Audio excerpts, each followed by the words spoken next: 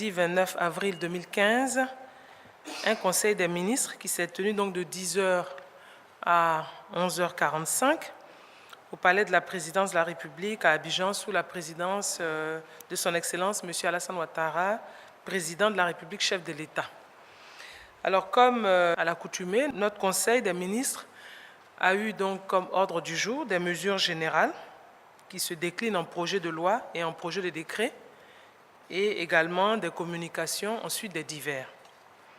Au titre donc des projets de loi, nous avons eu une communication qui nous a été présentée par le ministère de la Santé de la lutte contre le sida. Le Conseil a donc adopté un projet de loi qui est relatif à l'exercice de la pharmacie, étant précisé que la dernière loi dans ce domaine date de 1965. Alors, le projet de loi présenté par le ministère donc, de la Santé a l'avantage de réunir dans un même dispositif toutes les conditions et règles d'exercice de la profession pharmaceutique. C'est un dispositif inédit dans la mesure où il met en cohérence la législation ancienne, héritée de l'époque coloniale, avec les exigences actuelles de santé publique. Ce qu'il faut savoir pour l'essentiel, c'est que ce projet de loi insiste sur les qualifications et statuts nécessaires pour exercer la profession, donc qui est réglementé. Le projet de loi aussi conserve aux institutions professionnelles leur rôle de garant de la moralité professionnelle par le contrôle de l'accès à la profession. Ainsi, ce projet de loi renforce les conditions de promotion du pharmacien et permet à l'exercice collectif des activités pharmaceutiques de demeurer sous le contrôle du pharmacien. Alors, après donc, le projet de loi, nous avons des projets de décret. Nous avons donc plusieurs projets de décret. D'abord, un au titre du ministère de la Justice, des Droits de l'Homme et des Libertés publiques, en liaison avec le ministère de la Poste et des Technologies de l'Information et de la Communication. En réalité, je dirais même que nous avons deux projets de décret, donc au titre du ministère de la Justice. Alors, le premier projet de décret est un projet de décret dont l'objectif est de fixer les modalités d'application de l'ordonnance numéro 2015-181 du 24 mars 2015, qui est une ordonnance relative à l'utilisation de procédés électroniques pour la création d'entreprises en Côte d'Ivoire. C'est-à-dire désormais, des entreprises peuvent être créées effectivement électroniquement. Ce décret donc fixe les modalités d'utilisation des procédés électroniques pour la création donc, des entreprises telles que le prévoit effectivement l'ordonnance.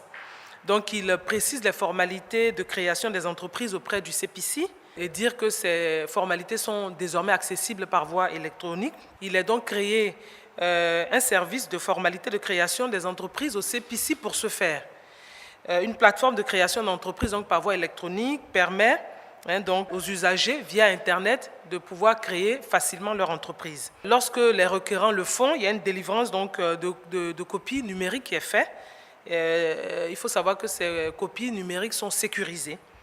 Donc, ces copies numériques sont des copies relatives donc, à la création d'entreprises qui a été effectuée en ligne. Le deuxième projet de décret au titre du ministère donc, de la Justice, c'est un projet de décret qui a été présenté en liaison avec le ministère des Affaires sociales et de la formation professionnelle, le ministère auprès du Premier ministre chargé de l'économie et des finances, le ministère du Commerce, le ministère de l'Artisanat et de la promotion des PME, le ministère de la Poste et des Technologies de l'Information et de la Communication, et enfin le ministère auprès du Premier ministre chargé du budget. Alors, donc, comme je le disais, c'est un décret dont le ministère de la Justice a le lead. C'est un décret qui fixe les modalités de l'immatriculation, cette fois-ci, des entreprises, telles que le prévoit effectivement l'ordonnance numéro 2015-182 du 24 mars 2015.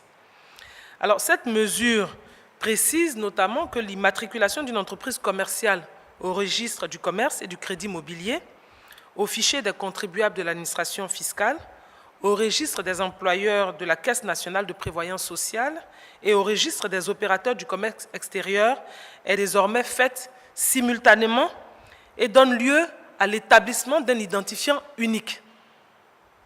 Ça, c'est très important. C'est-à-dire toutes les formalités qui sont faites auprès de ces différents ministères donnent lieu aujourd'hui désormais à un identifiant unique. Cet identifiant donc unique remplace tous les autres identifiants qui sont en usage et donc devra figurer désormais sur tous les documents des entreprises. Et cet identifiant unique est partagé donc par le CPC au moyen d'une plateforme unique et qui assure un traitement désormais donc unifié des procédures d'immatriculation et de toutes les délivrances des documents qui y sont afférents. Et c'est une réforme qui est donc immédiatement opérationnelle à Abidjan et concerne aussi bien, comme je l'ai dit, la création et l'immatriculation d'entreprises nouvelles. Les entreprises antérieurement immatriculées disposent d'un délai de 3 ans pour régulariser leur situation. Donc toutes les entreprises qui ont été immatriculées avant, évidemment l'adoption de cette réforme, ont un délai donc de 3 ans pour pouvoir régulariser leur situation. Et quant aux autres localités du territoire national, la réforme s'appliquera dans un délai de 12 mois. Le prochain décret est un décret qui a été pris au titre donc, du ministère de la Santé et de la lutte contre le sida, en liaison avec les ministères du Commerce, de l'Artisanat et de la promotion des PME, de l'Industrie et des Mines, et également de la communication. Ce projet de décret porte réglementation des produits cosmétiques et des produits d'hygiène corporelle en Côte d'Ivoire. Qu'est-ce que ce décret fait? Quel est son objet? Son objet est de rationaliser la fabrication et l'usage des produits cosmétiques et d'hygiène corporelle afin de sauvegarder la santé publique. C'est-à-dire que désormais, on ne pourra plus vendre effectivement n'importe quel type de produit qui est dangereux pour la santé publique en Côte d'Ivoire.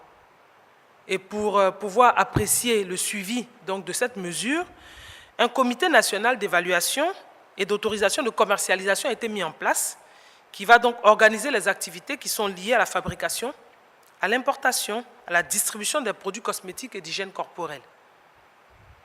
Donc, comme je le disais tantôt, il s'agit donc pour le gouvernement de vraiment faire attention et de veiller effectivement à l'application des mesures dans le but de protéger effectivement la santé des citoyens ivoiriens.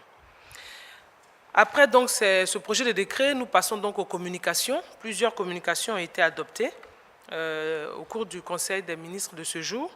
Nous avons donc 2 communications qui ont été adoptées. La première communication est une communication qui a été prise au titre du ministère d'État, ministère de l'Emploi, des Affaires sociales et de la formation professionnelle, en liaison avec le ministère d'État, ministère du Plan et du Développement, du ministère auprès du Premier ministre chargé de l'économie et des finances et du ministère auprès du Premier ministre chargé du budget.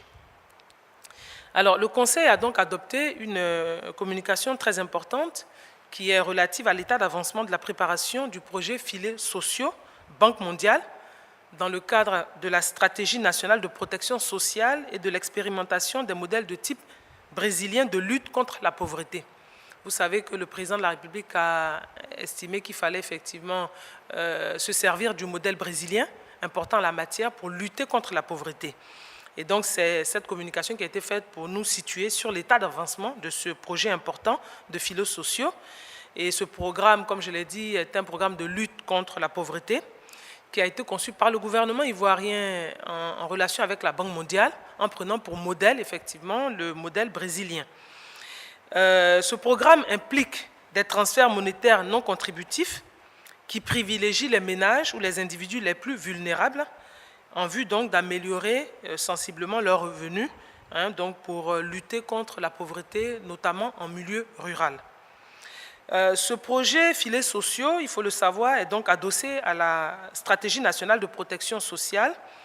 Et l'objectif ici est de réduire l'extrême pauvreté de 20% et l'écart de pauvreté extrême qui va donc baisser de façon significative et faire baisser grandement aussi, je dirais, la pauvreté de façon générale. Donc, ce projet devrait profiter à 35 000 ménages. Et ce projet devrait donc démarrer très rapidement. Donc le président de la République souhaite que ça le soit rapidement. Et dans ce cadre-là, le ministre d'État, ministre de l'Emploi, des Affaires sociales et de la formation professionnelle, donc, va avoir une discussion avec les partenaires, donc notamment la Banque mondiale, pour savoir si nous pouvons commencer très rapidement le démarrage de ce projet. Alors donc la prochaine communication est une communication qui a été présentée par le ministère de l'Éducation nationale et de l'enseignement technique. Et cette communication est relative aux informations sur la situation de l'école, qui est marquée, comme vous le savez, par des arrêts de travail par échelonnement successif ou par roulement concerté depuis le 2 mars 2015. Alors, ces grèves, naturellement, qui se sont intensifiées ces derniers jours, comme vous le savez, ont paralysé l'administration scolaire et occasionné donc des actes de vandalisme et des troubles à l'ordre public dans de nombreuses localités du pays, notamment à Abobo, à San Pedro, où l'on déplore malheureusement des pertes en vies humaines. C'est l'occasion pour le gouvernement vraiment de saluer effectivement la mémoire de toutes ces personnes-là qui ont perdu la vie et d'appeler à la vigilance et au sens de la responsabilité et à la patience et à la confiance réciproque des uns et des autres et à rassurer l'ensemble des travailleurs en général et ceux du secteur éducation-formation en particulier que les engagements pris par l'État de Côte d'Ivoire seront tenus. Donc il était important pour la ministre de l'Éducation nationale de nous faire un point sur ce sujet. Alors donc, nous sommes passés donc aux divers au cours du Conseil. Nous avons évoqué plusieurs points, notamment la visite du président de la République au Togo. Hier, comme vous le savez, la rencontre que le président a eue donc, au Togo, parce que le processus électoral dans ce pays, frères et amis, était bloqué. Donc le président y est allé donc, pour y apporter sa contribution, qui était très très importante. Et dans ce cadre-là, le président a eu des rencontres avec toutes les parties concernées, notamment le parti au pouvoir comme l'opposition. Et à la suite donc, des différentes rencontres, le président de la République a fait une conférence de presse qui a permis au processus électoral de reprendre. Donc l'apport de notre président a été très important en la matière. Et ensuite, le président a donné des conseils, je dirais, donc, au président de la République concernant la constitution, des réformes constitutionnelles qui sont importantes dans ce pays. Et le président de la République du Togo a pris l'engagement, effectivement, de le faire. Il faut savoir que ce pays donc, est un pays frère et ami qui a effectivement une longue amitié avec la Côte d'Ivoire et des relations diplomatiques très importantes. Au cours de ce Conseil des ministres, nous avons évoqué les diligences. Comme vous le savez, chaque fois que le président de la République se déplace au cours des visites d'État, ou chaque fois qu'il rencontre effectivement les populations, le président de la République prend des engagements. Et lorsqu'il prend ces engagements, il tient à ce que ces engagements soient respectés. Donc, dans ce cadre-là, nous avons mis en place donc, une matrice des diligences du président de la République et il est demandé à chacun des ministres concernés de prendre en charge effectivement ces diligences pour les exécuter. Donc, de façon régulière, le président de la République fait, je dirais, un relevé donc des diligences qu'il a demandé à chacun des ministres de faire et un point lui est fait sur chaque situation dans la plupart des domaines. Donc nous avons regardé aujourd'hui ce qui avait été fait, que cela concerne effectivement l'électricité, l'énergie, l'eau, que cela concerne la construction de classes, que cela concerne les questions de défense et de sécurité, notamment l'évacuation des sites qui sont occupés. Comme vous le savez, suite à la situation de crise que la Côte d'Ivoire a connue, vraiment dans différents domaines, le président demande effectivement quels sont les points, il demande régulièrement un compte-rendu. Et cela est fait de façon mensuelle ou trimestrielle en fonction effectivement de l'avancée de ces diligences. Ensuite, je voudrais également vous annoncer que le 1er mai, comme vous le savez, le président de la République va présider lui-même la fête donc, du travail du 1er mai donc, au palais de la présidence. Et à cette occasion-là, tous les journalistes sont invités. Et en effet, le président a souhaité également pour que tous les citoyens ivoiriens, qu'ils soient à l'intérieur du pays ou à l'extérieur, puissent accéder aux informations dans le cadre du droit à l'information. Le président de la République a prévu effectivement qu'il y ait une couverture totale de la RTI, donc la radio-télévision ivoirienne, aussi bien en radio qu'en télé, donc par la diaspora, par l'extérieur, donc dans le cadre de nos différentes représentations extérieures. Il a prévu effectivement qu'il y ait une couverture de la RTI qui s'étende jusqu'à tous ces pays où la Côte d'Ivoire a une représentation à l'extérieur. Et ça va être fait. Le président a pris l'engagement au cours donc, de la conférence qu'il a eue avec les ambassadeurs, d'ailleurs conférence qui s'est très bien passée. Et le président donc, a indiqué qu'à la fin du mois de juin, les Ivoiriens de la diaspora pourront regarder la RTI sans problème. Donc voici, mesdames et messieurs les journalistes, l'ordre du jour de notre conseil de ce jour.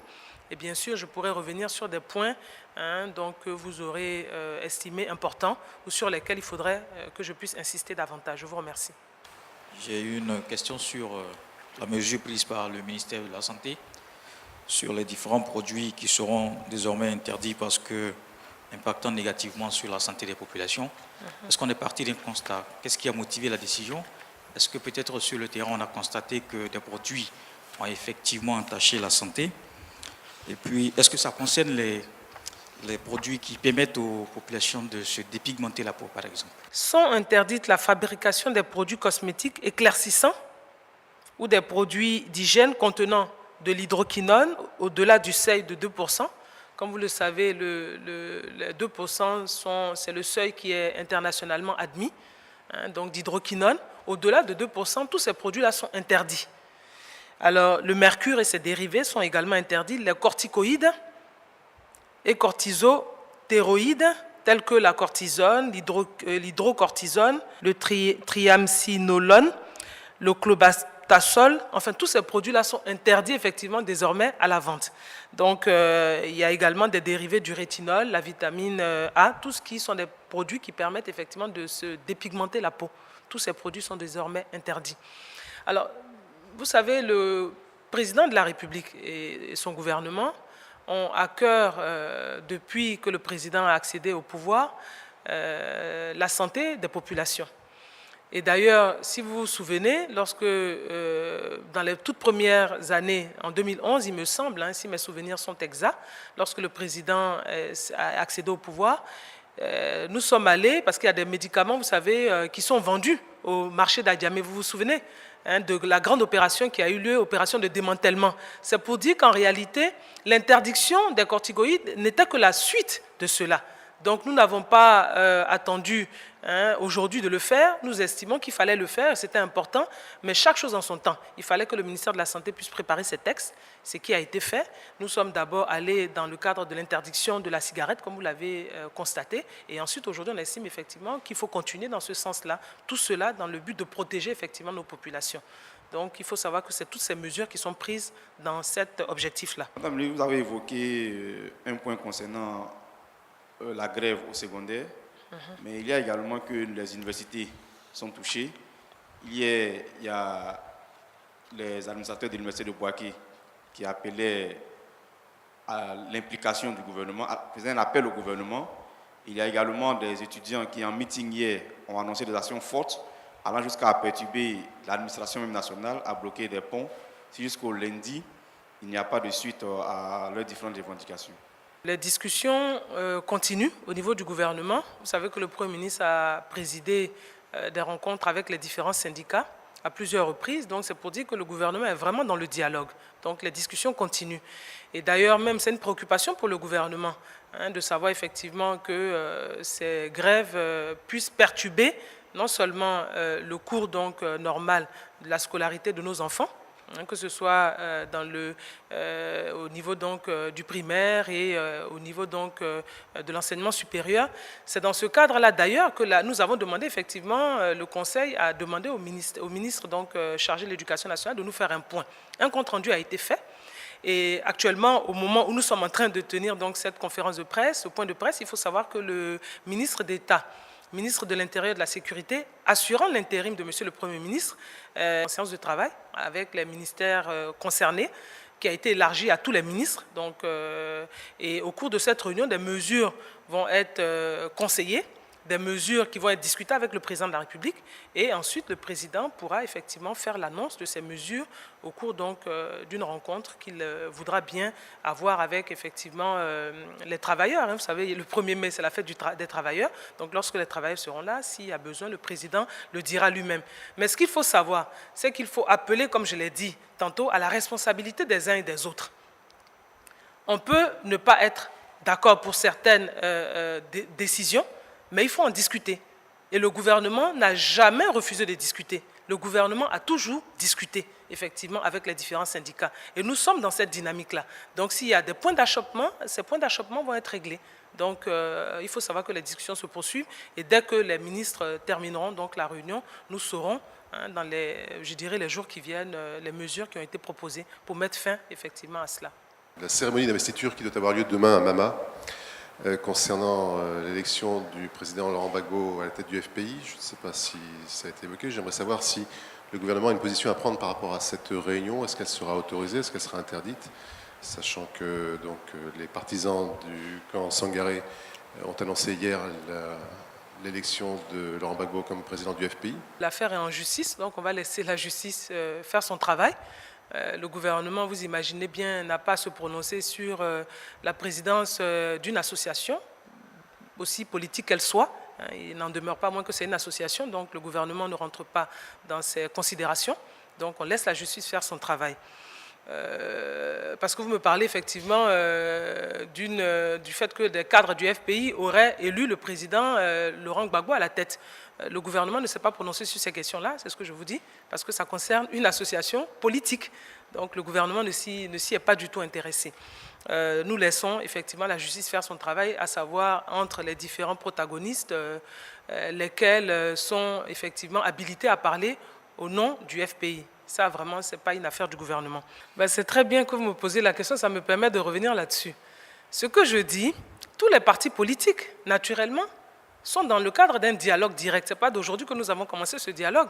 Comme vous le savez, nous avons commencé ce dialogue depuis 2011 avec les responsables des partis politiques. Donc, il faut que ce soit très clair. Nous discutons avec les responsables de partis politiques en toute responsabilité. Parce que nous gouvernons un pays. Et dans un pays, il y a des opinions divergentes. Et ces opinions divergentes peuvent se retrouver focalisées dans des partis politiques. Donc il est important que le gouvernement qui dirige discute avec ces partis politiques. Nous avons discuté avec Afin Guessan parce que, effectivement, jusqu'à preuve du contraire, Afin Guessan est le président du FPI. De la même manière que nous discutons avec tous les autres partis politiques qui ont des présidents à leur tête. Ce que vous me demandez en revanche aujourd'hui, c'est de vous dire qu'est-ce que nous pensons effectivement du fait que des hommes et des femmes se soient réunis pour décider que M. Laurent Gbagbo était le président de leur organisation. Je veux vous dire que sur ce point précis, le gouvernement n'a pas à s'interférer. Puisque cette affaire, d'ailleurs, c'est vous qui le dites, c'est M. Frédéric Le Gall qui le dit. Cette affaire a fait l'objet, effectivement, d'une saisine de la justice. Donc, le gouvernement ne va pas intervenir dans une affaire qui est devant la justice. C'est ça que je dis. Je dis que ça, c'est une affaire, effectivement, de la justice. Laissons faire le travail à la justice. Le gouvernement, lui, ce qui le concerne, c'est vraiment discuter avec les partis politiques qui sont légalement constitués sur le territoire ivoirien. Donc je pense que là, je rejoins effectivement mon collègue porte-parole principal. Voilà. Sur le deuxième point, concernant les primes, moi j'ai lu les journaux comme vous. Dans les journaux, il est indiqué que le président de la République, conformément à ses engagements, a payé ses primes. C'est ce que les journaux disent. Donc je n'ai pas envie, moi, de vous dire quelque chose qui ne correspond pas à la réalité, dans la mesure où je ne peux pas débattre de ces questions-là tant qu'on ne sait pas réellement ce qui s'est passé. Donc j'ai demandé simplement qu'on ait de la prudence en ce domaine-là. Le président a dit et a fait ce qu'il avait dit.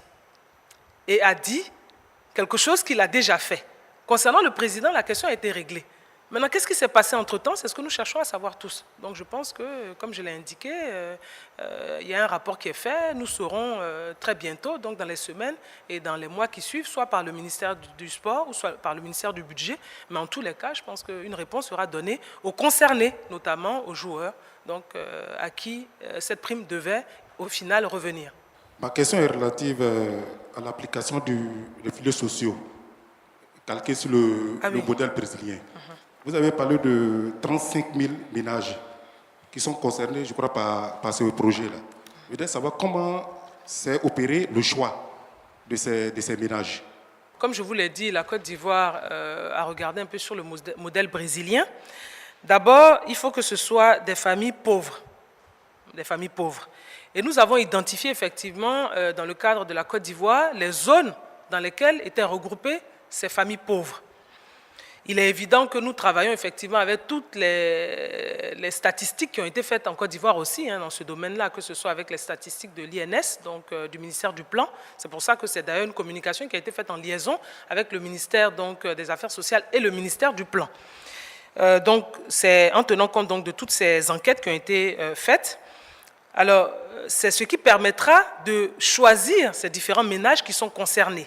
Vous voyez, donc d'abord, quelles sont les régions dans lesquelles ces ménages pauvres sont localisés, et ensuite choisir donc ces ménages pauvres, donc les 35 000 ménages pauvres qui peuvent être concernés. Et ensuite, cette expérience, il faut tenir compte du fait que cette expérience aura pour avantage, ou en tout cas je dirais pour acquis de donner, effectivement, de contribuer à hauteur d'un certain montant, puisque ce sera des transferts monétaires qui vont être faits à un certain montant, effectivement, à élever le revenu de ces ménages. Et à côté, bien sûr, il y aura des mesures d'accompagnement, de la sensibilisation qui va être faite pour ces ménages, non seulement la sensibilisation pour leur apprendre aussi ce qu'il faut savoir pour pouvoir augmenter eux-mêmes leurs revenus, parce que c'est un projet qui va durer entre 3 et 5 ans. Donc, ce n'est pas un projet qui va durer à vitam aeternam. C'est vraiment pour aider ces familles à pouvoir se prendre en charge. C'est l'objectif qui est recherché. Donc, on va le faire de façon objective, en tenant compte de toutes les enquêtes qui ont été faites, en ciblant les zones dans lesquelles, effectivement, sont localisés ces ménages pauvres.